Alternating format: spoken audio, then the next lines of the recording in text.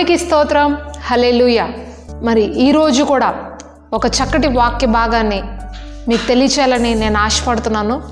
లూకా సువార్త 24వ అధ్యాయము 5 నుంచి 9 వచనాల్లో ఈ విధంగా రాయబడి ఉంది. వారు భయపడి ముఖములను నేల మోపి ఉండగా వీరు సజీవుడైన వారిని మీరెందుకు మృతులలో వెదుగుచున్నారు? ఆయన ఇక్కడ లేడు, ఆయన లేచి ఉన్నాడు.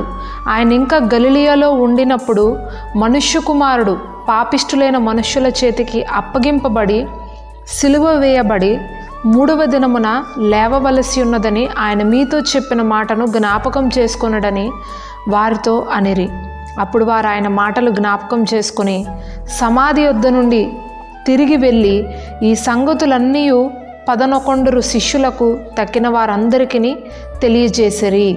హల్లెలూయా. యేసుక్రీస్తు ప్రభువారు శిలువ మరణం పొందిన తర్వాత విశ్రాంతి దినము గడిచిన పెదప అనగా శనివారము గడిచిన తర్వాత ఆదివారం తెల్లవారుజామున కొంతమంది స్త్రీలు సుగంధ ద్రవ్యాలు తీసుకొని ప్రభు అయిన యేసుక్రీస్తు వారి యొక్క మృతదేహమునకు రాయవలనని వీరందరూ కూడా ఆదివారం తెల్లవారుజామున ఇంకా చీకటిగా ఉన్నప్పుడే సమాధి వద్దకు వెళ్ళారటండి. అయితే ఆ సమయంలో అక్కడ కొన్ని ఆశ్చర్యకరమైనటువంటి సంగతులు వారికి జరిగినాయి. అదేంటంటే వారు సుగంధ ద్రవ్యాలు తీసుకొని ఆ ఒక్క మృతదేహానికి పూద్దాము అని అనుకునే సమయానికి సమాధి యొక్క రాయి దొర్లింపబడి ఉండటము, అక్కడ సమాధిలో వారు తొంగి చూసినప్పుడు యేసుక్రీస్తు ప్రభు వారి యొక్క మృతదేహము అక్కడ లేకపోవడము వారు చూసినప్పుడు వారు కొంత ఆశ్చర్యానికి గురయ్యారు, ఎంతగానో భయపడ్డారు. అదేంటి, ప్రభు యొక్క మృతదేహాన్ని ఎవరు తీసుకువెళ్ళిపోయారు? ఏం జరిగింది?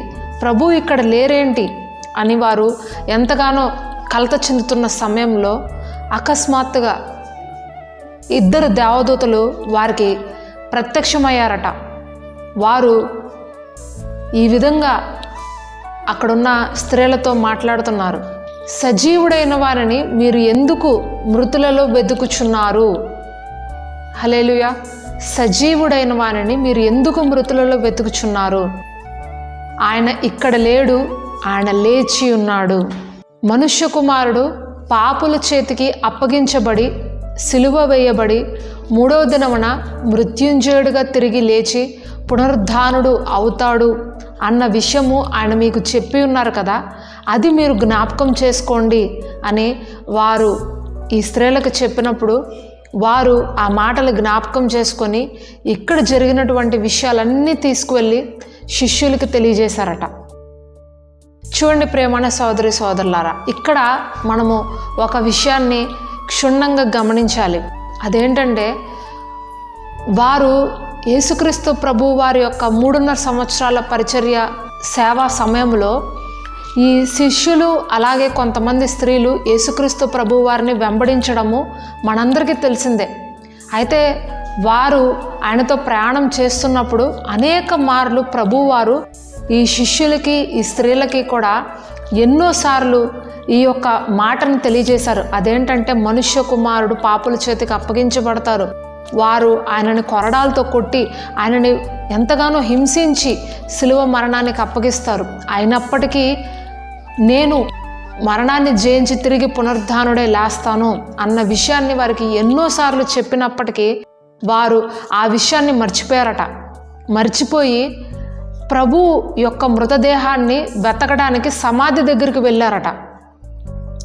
చూడండి, మనలో కూడా ఎంతోమంది మన ఇంట్లో ఏదన్నా ఒక అకస్మాత్తుగా ఒక కష్టం వచ్చినా, ఒక అకస్మాత్తుగా ఏదైనా ప్రమాదం జరిగినా, ఏదైనా ఒక మరణకరమైనటువంటి రోగము మన గృహంలో ఎవరికైనా వచ్చినా, లేదంటే మీకే వ్యక్తిగతంగా అలాంటి సమస్య ఎదురైనా సరే వెంటనే మనము కలవరపడిపోతాము, భయపడిపోతాము, మరణాన్ని గురించి ఎక్కువగా తలంచుకుంటాము. అమ్మో నేను మరణిస్తానేమో, ఇప్పుడు నా జీవితం ఎలాగా, నా కుటుంబ పరిస్థితులు ఎలాగా, నేను ఎలాగ ఈ కష్టాన్ని దాటుకుని బయటికి వెళ్ళాలి, నా తర్వాత ఉన్నటువంటి నా కుటుంబం ఏమైపోతుంది నాకు ఈ యొక్క అనారోగ్యము వచ్చింది, నేను కూడా మా తండ్రి గారి లాగానే మరణిస్తానేమో, మా తండ్రి గారికి క్యాన్సర్ ఉంది కాబట్టి నాకు కూడా ఈ వంశపారమైనటువంటి రోగము నన్ను కూడా ఆవరిస్తుందేమో అనేటువంటి రకరకాల అయినటువంటి ఈ లోకపరమైన భయాలు, మరణకరమైనటువంటి భయాలు అనేకులను ఆవరిస్తాయి.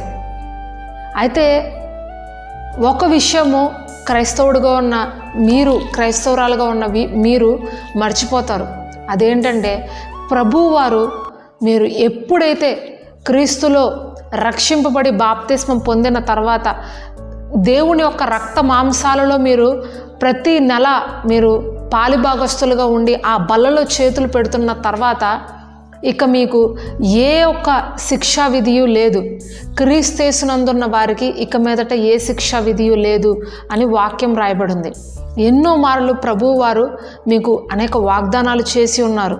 మీకు ఏ కీడు సంభవించదు, ఏ ఒక్క తెగులు నీ గుడారానికి సమీపించదు. ఇదిగో నువ్వు బయటకు వెలుచున్నప్పుడు, నువ్వు ఇంటిలో ఉన్నప్పుడు నీ ఇరుప్రక్కల నేను నీకు తోడుగా ఉంటాను, నా సన్నిధి నీకు తోడుగా ఉంటుంది. నేను నిన్నును నీ పిల్లలను, నీ పిల్లవారి తరములను నేను రక్షిస్తాను. ఈ విధంగా నువ్వు జలములలో పడి వెళ్ళినా, నువ్వు అగ్నిలో వెళ్ళినా అవి అగ్ని జ్వాలలు నిన్ను కాల్చి జాలవు. నీ యొక్క ప్రాకారములు ఎల్లప్పుడూ కూడా నా చుట్టూ ఉన్నవి, నా కనుదృష్టి ఎప్పుడు నీ పైన నేను నిలిపి ఉన్నాను. ఇట్టి వాగ్దానములతో అనేక మార్లు ప్రభువు వారు మిమ్మల్ని సంధించి మీతో ప్రమాణం చేసి ఉన్నారు.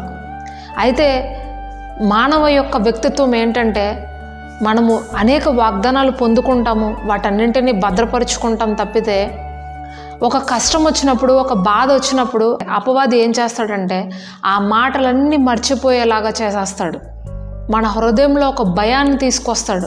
ఇక నువ్వు మరణిస్తావు, ఇక ఈ శాపము నిన్ను ఆవరిస్తుంది, నీ పిల్లలపైన ఈ శాపం వెళ్ళిపోయింది, ఇదిగో నీకు ఎవరో చాతబడి చేశారు, ఆ చాతబడి శక్తుల వల్లే నీ కుటుంబం అంతయు ఈరోజు బాధపడుతుంది, ఇదిగో నీ కుమారుడికి ఎవరో మందు పెట్టారు, నీ కుమార్తెకి ఎవరో మందు పెట్టారు, అందుకే నీ కుమారుడు నీ కుమార్తె నీ మాట వినట్లేదు, ఇప్పటికీ కూడా నీకు పిల్లలు కలగలేదు, నీకు గర్భఫలం లేదు.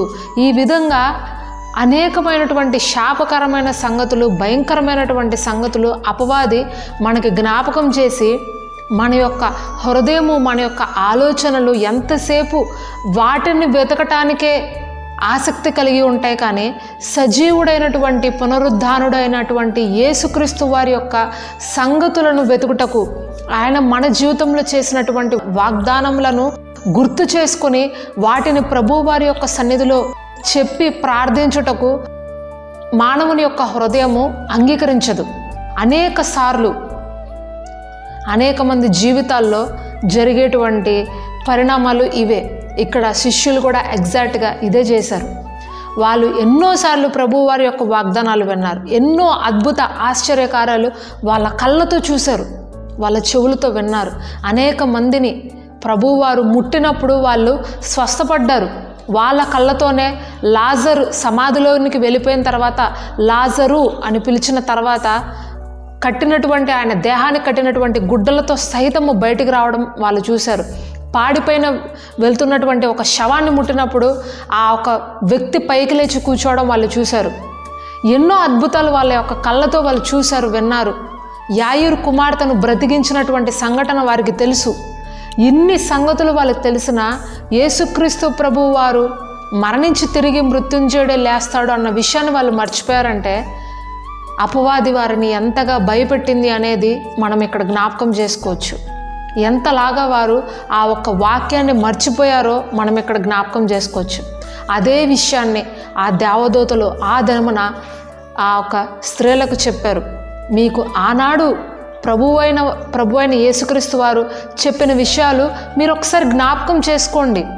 ఆయన ఈ మాట చెప్పే ఆయన సమాధికి వెళ్ళారు కదా, ఆయన ఈ మాట చెప్పే శిలువ మరణాన్ని పొందారు కదా, మీకు చెప్పకుండా ఆయన ఏమీ చేయలేదు కదా. చూడండి ప్రియమైన సోదరి సోదరులారా, మన జీవితంలో ఏదైనా ఒక సంఘటన జరుగుతుంది, రాబోయే కాలంలో మన జీవితంలో ఏదైనా ఒక విపత్తు జరుగుతుంది అంటే ప్రభువు ముందుగానే మనకు ఒక సైన్ అనేది చూపిస్తారండి. ఒక కళ ద్వారా కానీ, ఒక ప్రవచనం ద్వారా కానీ, ఒక వాక్యం ద్వారా కానీ ప్రభువు ఖచ్చితంగా మనతో మాట్లాడే ఆ ఒక పరిస్థితులు అనుమతిస్తారు. చెప్పకుండా ప్రభువారు మన జీవితంలో ఏది చెయ్యబోరు కూడా. ఆయన యొక్క మరణ పునరుద్ధానాలను కూడా అనేక మారు ప్రభువారు తన శిష్యులతోనూ చుట్టూన్న ప్రజలందరితోనూ ఆయన పంచుకున్నప్పటికీ వీరందరూ కూడా అక్కడ జరిగినటువంటి ఆ భయంకరమైన పరిస్థితులు వాళ్ళ హృదయాన్ని కదిలించి వేసినాయి. కానీ దేవుడు వారికి చెప్పినటువంటి వాక్యాలు వాళ్ళు జ్ఞాపకం చేసుకోలేకపోయారు. అయితే ప్రభు ఈరోజు మీతో మాట్లాడుతున్నారు. పునరుద్ధానమును నేనే, జీవాన్ని నేనే. ఎవరైతే పునరుద్ధానపు సంగతులను తలంచుకుంటారో, పునరుద్ధానపు యొక్క సంగతులను ఇతరులకు తెలియచేస్తారో, పునరుద్ధానం యొక్క సాక్షిగా ఉంటారో, వాళ్ళ యొక్క జీవితంలో పరిశుద్ధాత్మ దేవుని యొక్క శక్తి ఆవరించడము జరుగుతుంది. నమ్మిన వారు రక్షించబడతారు. ప్రభు ఇక్కడ స్పష్టంగా ఆ స్త్రీలకు తెలియజేసింది ఏంటంటే, మీరు ఇక్కడ చూసినటువంటి సంగతులు, విన్నటువంటి సంగతులు శిష్యులందరికీ చెప్పండి. సర్వ సృష్టికి వెళ్ళి ఈ యొక్క సువార్తను మీరు ప్రకటించండి. ప్రభు అయిన యేసుక్రీస్తు వారు మృతుడు కాదు, మృతుడుగా ఉన్న ఆయన తిరిగి మృత్యుంజడే, తిరిగి పునరుద్ధానుడై లేచాడు అన్న ఈ విషయాలు మీరు ప్రకటించినప్పుడు నమ్మిన వారు రక్షించబడి నిత్య జీవానికి వెళ్తారు, నమ్మని వారు నరకాగ్నికి వెళ్తారు అని స్పష్టంగా యేసుక్రీస్తు ప్రభు వారు చెప్పి ఉన్నారు. ఈరోజు మీరు పునరుద్ధానానికి సాక్షులుగా ఉంటున్నారా? మృతులకు సాక్షులుగా ఉంటున్నారా? ఈరోజు మీరు జీవాన్ని కనుగొనుటకు సాక్షులుగా ఉంటున్నారా? కీడుని వెతుకుటకు, మరణాన్ని వెతుకుటకు మీరు సాక్షులుగా ఉంటున్నారా? అయితే పరిశుద్ధాత్మ దేవుడు ఈరోజు మీతో మాట్లాడుతున్నారు. ఏదియు ఎంత మాత్రము నీకు హాని చేయనేరదు. ఏ ఒక్క శాపము నీ పైన పనిచేయదు. సిలువలో నేను నా రక్తాన్ని ధారపోసినప్పుడే నీ యొక్క ప్రతి శాపాన్ని నేను కొట్టివేశాను. సమాప్తమైనది, ఇదిగో నా ఆత్మను నీకు అప్పగించుచున్నాను అని ప్రభువారు సిలువ మీద పలికి ఉన్నారు. దాని యొక్క భావం ఏంటో తెలుసా అండి? సమాప్తము అంటే మీ జీవితంలో ఏవైతే శాపాలు, పాపాలు మిమ్మల్ని ఏలుబడి చేస్తున్నాయి వాటన్నింటినీ ఆయన విరగ్గొట్టి సమాప్తము చేసి ముగించారట. ఇట్స్ ఫినిష్డ్ అని ఆయన చెప్పారు. ఆయన ఈ లోకంలో ఏ ఒక్క కార్యాన్ని చేయుటకు తండ్రి అయిన దేవుడు ప్రభు అయిన యేసుక్రీస్తు వారిని ఈ భూలోకానికి పంపి ఉన్నారో ఆ ఒక్క కార్యాన్ని ఆయన సమాప్తి చేసి మృత్యుంజయుడిగా తిరిగి లేచారు. హల్లెలూయా. భూమి మీద పరలోకము మీద నాకు సర్వాధికారము ఇవ్వబడి ఉన్నది కనుక మీరు ఏ విషయమునకు ఇక లోబడి ఉండవలసిన అవసరం లేదు. అపవాది శక్తులు మిమ్మల్ని ఏలుబడి చేయలేవు. వాటన్నింటినీ నేను నాశనం చేసి ఉన్నాను. పరలోకపు యొక్క తాళపు చెవులు నా వద్ద ఉన్నవి ఇప్పుడు అని ప్రభు అయిన యేసుక్రీస్తు వారు తెలియజేస్తున్నారు. కనుక ప్రియమైన సోదరి సోదరులారా, గతకాలపు సంగతులను తలంచుకుంటూ పునరుద్ధానపు శక్తిని మీరు తృణీకరిస్తున్నారేమో. మన ప్రభు అయిన యేసుక్రీస్తు వారు మరణాన్ని జయించి లేచారండి. మరణపు ముళ్ళును విరిచిన విజయ వీరుడు ప్రభు అయిన యేసుక్రీస్తు వారు.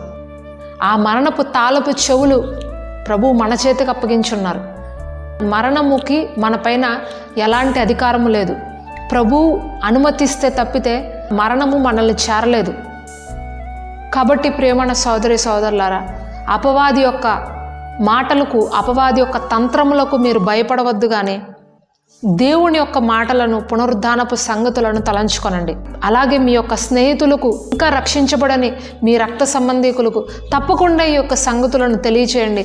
అప్పుడు పరిశుద్ధాత్మ శక్తిని మీరు పొందుకుంటారు. ఈ ఒక్క మాట చదివి నేను ఈ సందేశాన్ని ముగిస్తానండి. రోమాపత్రిక 10వ అధ్యాయము 9వ వచనంలో ఈ విధంగా రాయబడింది. అదేమనగా, యేసు ప్రభువని నీ నోటితో ఒప్పుకొని దేవుడు మృతులలో నుండి ఆయనను లేపినని నీ హృదయమందు నువ్వు విశ్వసించిన ఎడల నీవు రక్షించబడదువు. చూడండి, అదేమనగా యేసు ప్రభువని నీ నోటితో నువ్వు ఒప్పుకొని ఆయన మృతుల్లో నుండి లేచినని నువ్వు నమ్మిన ఎడల నీవు రక్షించబడదు. ఎంత మంచి మాట కదండి. మనము నమ్మాలి. యేసుక్రీస్తు ప్రభు వారు పునరుద్ధానుడు అయ్యారు అనే మాట మనం నమ్మాలి. చాలామంది మొక్కుబడిగా తలూపుతారు, అవును నేను నమ్ముచున్నాను, అవును నేను నమ్ముచున్నాను అని. నమ్మిన నీవు క్రియలలో నీ యొక్క జీవితాన్ని కూడా అలాగే కొనసాగించాలి. చేతబడి శక్తులపైన, చీకటి శక్తులపైన, అంధకార శక్తులకు నాపైన అధికారం లేదు అని నువ్వు నమ్మినప్పుడు నువ్వు రక్షించబడతావు. నిత్య జీవానికి వారసుడిగా, వారసురాలుగా నువ్వు మారతావు. హల్లెలూయా. మరి ఈ మాటలు ఈ దినమున మీ వినికిడిలో ఫలించునుగాక. పునరుద్ధానపు సాక్షులుగా మీరు ఈ దినము నుండి మార్చబడుదురుగాక. ఈ మాటలు నేటి దినమున మీ జీవితంలో ఫలించాలని మీ అందరి కొరకు ఒక చిన్న ప్రార్థన చేస్తాను. ప్రార్థన. పరిశుద్ధాత్మ దేవ తండ్రి, నీకు వందనాలు ప్రభువా. మా జీవితంలో కూడా ఎన్నోసార్లు నీవు ఇచ్చిన వాగ్దానాలను మరచిపోయి మా కష్టం వచ్చినప్పుడు, మా బాధ వచ్చినప్పుడు నీ మాటలు జ్ఞాపకం చేసుకోకుండా లోకస్తుల యొక్క మాటలు విని భయపడిపోతున్నాం ప్రభువా. అపవాది యొక్క తంత్రములకు లోబడిపోయి లోక పోకడలతో పాటుగా మేము కూడా సాగిపోతున్నాం తండ్రి. మా యొక్క పితరుల శాపం మా పైన ఉంది, మా తరతరాల యొక్క శాపము మా పైన ఉంది, చేతబడి శక్తులు చేశారు అందుకనే మా జీవితం ఇలాగుంది అని ఎంతమంది అయితే ఇక్కడ వేదన చెందుతూ ఇంకా మృతులలో, ఇంకా మరణకరమైనటువంటి పరిస్థితులలో ఉన్నటువంటి వారిని ఈ సమయంలో నువ్వే జ్ఞాపకం చేసుకో ప్రభువా. ప్రియమైన యేసయ్య, వీరిపై ఉన్నటువంటి శాపములను, వీరిపై ఉన్నటువంటి చేతపడి శక్తులను యేసు నామంలో కొట్టివేయుచున్నాం తండ్రి. ప్రభువా, అపవాది యొక్క తంత్రముల నుంచి విడిపించుచున్నాం తండ్రి. వీరి జీవితంలో ఇకపైన నీ పునరుద్ధానపు శక్తి దిగి వచ్చునుగాక. నువ్వు ఏ విధంగా మరణాన్ని జయించి తిరిగి లేచి పునరుద్ధానుడుగా మారావో నా దేవా, మరి వీరి యొక్క జీవితంలో కూడా ఏలుబడి చేస్తున్నటువంటి ఆ ఒక్క అంధకారపు శక్తులను లయపరిచి నీ పరిశుద్ధాత్మ శక్తిని వీరి జీవితంలో కుమ్మరించుచున్నాం తండ్రి యేసు నామంలో. నా దేవా, మేము మృతులకు సాక్షులము కాదు, పునరుద్ధానమునకు సాక్షులుగా మార్చబడదుము గాక. మా జీవితంలో ఉన్నటువంటి మరణపు శక్తులను లయపరుస్తున్నాము దేవా. మరణానికి మాపైన అధికారం లేకుండా, రోగాలకు మాపైన అధికారం లేకుండా తండ్రి నీ యొక్క శక్తి, నీ యొక్క దీవెన మా పైన ఎల్లప్పుడూ ఉండునుగాక. నీకే సమస్త మహిమ ఘనత ప్రభావాలు చెల్లిస్తూ ఈ ప్రార్థన యేసు పరిశుద్ధ నామంలో అడిగి వేడుకుంటున్నాం పరమ తండ్రి, ఆమేన్. దేవునికి స్తోత్రం అండి. విన్న వర్తమానము మీకు ఆశీర్వాదకరంగా ఉంటే, ప్రభు మీతో మాట్లాడారు అని మీరు తలస్తుండే, తప్పకుండా ఇతరులకు కూడా ఈ యొక్క వీడియోను షేర్ చేయండి. అలాగే మీ యొక్క వాట్సాప్ స్టేటస్లో కూడా తప్పకుండా ఈ యొక్క లింక్ని షేర్ చేయండి. తద్వారా అనేకులకు ఈ యొక్క వీడియోస్, ఈ మెసేజెస్ అనేది ఆశీర్వాదకరంగా ఉంటాయి. God bless you. దేవుని ప్రేమ, ఆయన కాపుదల, ఆయన పునరుద్ధానపు శక్తి మీకు, మీ కుటుంబాలకు సదాకాలం తోడుగా ఉండి నడిపించునుగాక. ఆమేన్.